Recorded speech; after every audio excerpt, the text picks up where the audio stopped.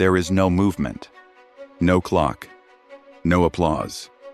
Only 64 squares, a single chair, and a man sitting completely still for hours. To most people, a chessboard is a game. To Bobby Fischer, it became something far more important. A place where nothing happened by accident. A place that never lied. That difference may explain far more than any championship ever could. Because this investigation is not really about chess. It is about certainty. And one unsettling question. How could a man who mastered logic become imprisoned by certainty? History remembers Bobby Fischer as one of the greatest chess players who ever lived. The world champion who defeated Boris Spassky in 1972. The American who challenged decades of Soviet dominance. The genius who transformed chess into a global spectacle. All of that is true, but it explains only what Bobby Fischer achieved. It does not explain what Bobby Fischer became. Perhaps we have been asking the wrong question. People often ask how someone becomes a genius. A more difficult question is this. What happens when a genius begins trusting certainty more than reality? The search for that answer begins long before Iceland. Long before the Cold War turned a chess match into a political symbol.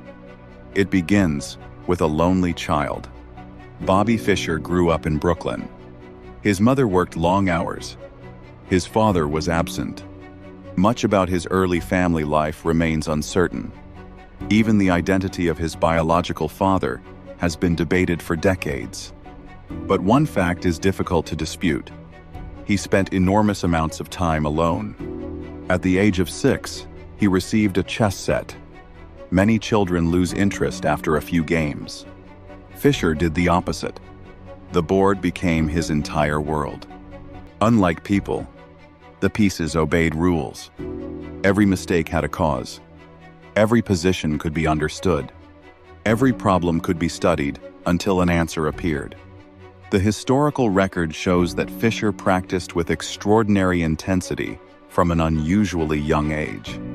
He devoured chess books, replayed famous games, analyzed positions for countless hours. Winning was never the final objective. He wanted complete understanding. Perhaps that is why ordinary life often frustrated him. People are unpredictable.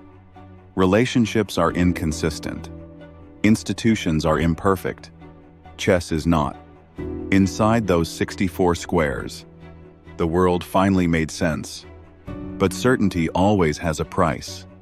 If you become convinced that every problem has one perfect solution, you eventually expect reality to behave like a chessboard. Reality never does. As Fischer entered competitive chess, his talent became impossible to ignore.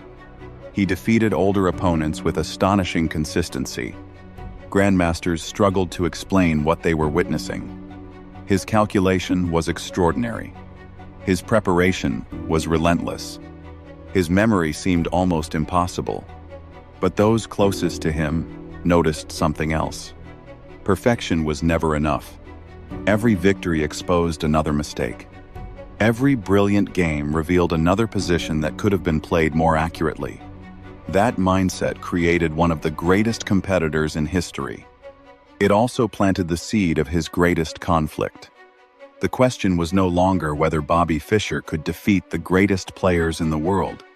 The question was whether the habits that made him extraordinary inside the game could survive outside it. By the late 1960s, Bobby Fischer had become the strongest player America had ever produced. But talent alone cannot explain what happened next. The Soviet Union had dominated world chess for decades. Its champions benefited from coaches, teams, government support. Fischer had almost none of those advantages. He prepared alone. That fact has become part of his mythology. The historical record supports much of it. He analyzed opening theory for endless hours. He memorized thousands of variations. He searched for improvements that no one else had noticed. Preparation was not simply a method. It became protection.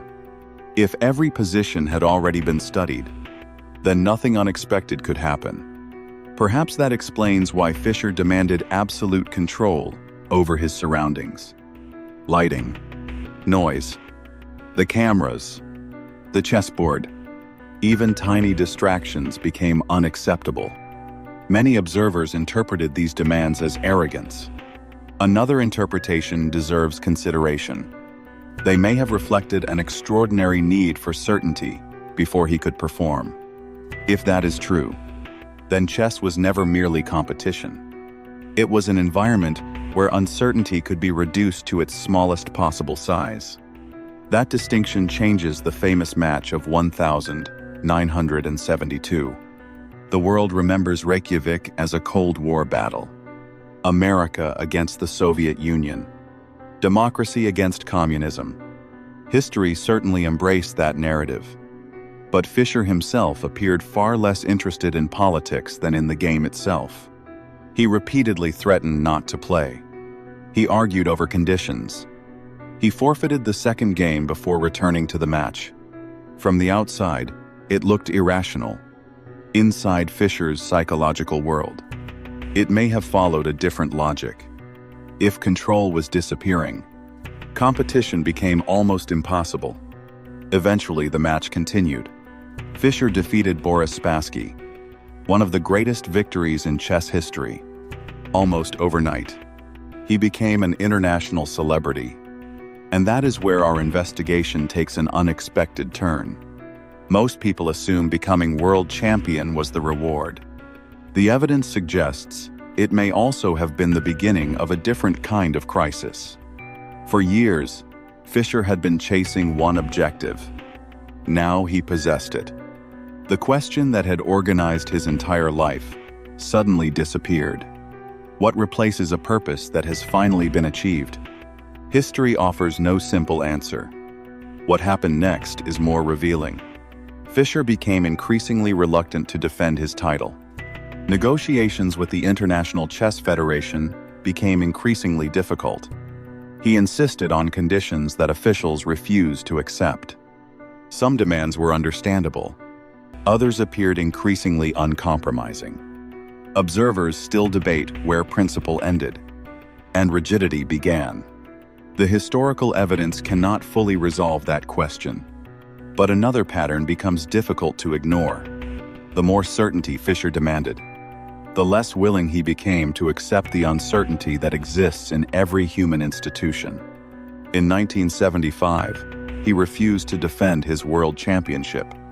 The title passed to Anatoly Karpov without a single game being played. For many champions, losing the crown happens across the board. Fischer lost his by walking away from it. Perhaps that decision was not the end of his story. Perhaps it revealed the conflict that had always existed beneath it. Because mastering chess had taught Bobby Fischer how to solve positions. It had never taught him how to live in a world where not every problem has a perfect solution. And once that certainty begins expanding beyond the chessboard, where does it stop? After walking away from the World Championship, Bobby Fischer did not simply disappear from chess. He slowly disappeared from the world. For years, he lived in almost complete isolation. Public appearances became rare. Interviews became increasingly unpredictable. The certainty that had once produced extraordinary chess now seemed to extend far beyond the board. Fischer spoke with growing confidence about conspiracies, governments, organizations, hidden enemies. Some of his beliefs had no credible evidence behind them. Others grew out of genuine disputes earlier in his career. Over time, separating legitimate grievances from unsupported convictions became increasingly difficult. That distinction matters, because certainty is not always the same as truth. The two often appear identical, until reality begins resisting them. In 1992, Fischer unexpectedly returned to play Boris Spassky once again. The match attracted worldwide attention, but it also violated international sanctions against Yugoslavia. The United States warned him not to play. Fischer publicly rejected that warning. He competed anyway. The games themselves reminded the world of his extraordinary ability. Much of his understanding of chess remained astonishing. But outside the tournament hall, the distance between Bobby Fischer and ordinary life continued to grow. In the years that followed, his public statements became increasingly controversial. Many were deeply offensive. Some were openly anti-Semitic. Others reflected conspiratorial thinking that found no support in credible evidence. Understanding the psychological patterns behind those beliefs does not excuse them. Historical explanation is not moral justification. That distinction is essential. So where does our investigation finally lead? How could a man who mastered logic become imprisoned by certainty? Perhaps because chess rewards a way of thinking that life does not. On a chessboard, every position has an answer. Every mistake can eventually be found. Every problem can be solved through enough analysis. Life offers no such guarantee. Human beings contradict themselves. Institutions fail. Evidence remains incomplete. Sometimes the correct answer never arrives. Perhaps Bobby Fischer spent so many years searching for perfect certainty. That uncertainty itself became impossible to tolerate. If that interpretation is correct, then his tragedy was never intelligence. It was the gradual expansion of a mindset perfectly adapted for chess, into a world that refuses to behave like a chessboard. None of this diminishes his achievements. His influence on modern chess remains extraordinary. Generations of grandmasters continue to study his games. Many still consider his 1,972 performance one of the greatest ever produced. The player remains timeless. The man remains far more difficult to understand. Perhaps that is why Bobby Fischer continues to fascinate us. Not because he solved the game, but because he exposed one of the oldest paradoxes of human nature. The qualities that allow someone to reach extraordinary heights can become dangerous when they are no longer questioned. The chessboard is empty once again.